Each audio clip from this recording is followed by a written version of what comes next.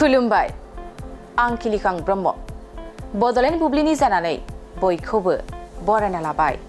दिनै 8 अक्ट'बर 2024 नोंथांमोननो बड'लेण्ड बुब्लिया दिनैनि साना मानि थाखाय मिथिजायो एबा दिनैनि सानाव मा हाबाफारि फालिनाय जायो नोंथांमोननो फारि फारि बड'लेण्ड बुब्लिया फोरमायगोन। दिनैनि सानखौ इन्डियान एयार फोर्स डे महरै फालिनाय जायो।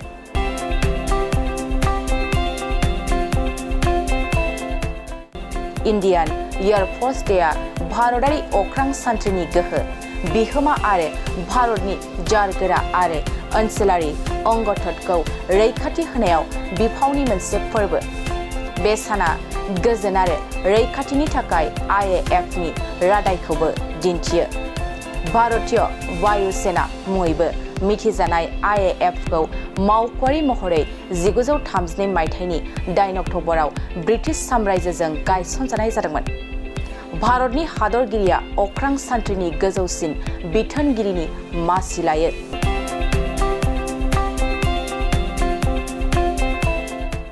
बेनि अनगायैबो दिनैनि सानखौ एल्विन सी यर्क डे,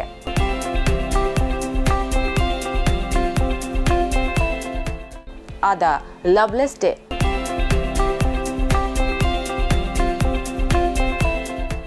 आरो वर्ल्ड अक्ट'पास डे महरै फालिनाय जायो।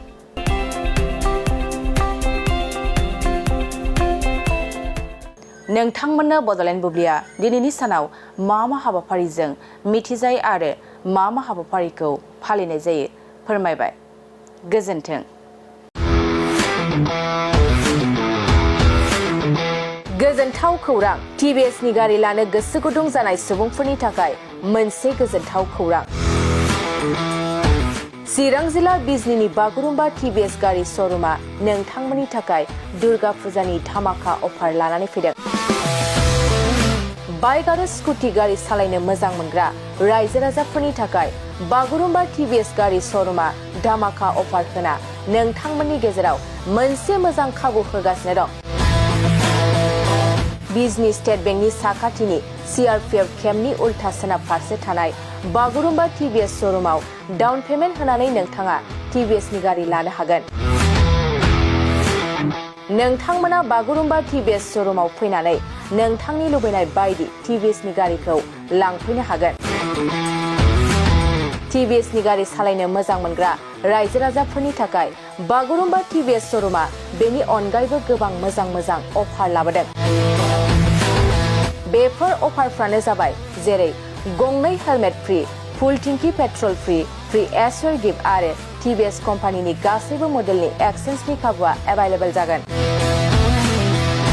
आरोबाव गुबुन मोनसे मोजां खाबुआ जादों फाइनान्स लागिरिफ्रा डाउन पेमेन्ट होनानै खम बेसेनाव TVS कम्पानिनि गारिखौ लानो हागोन।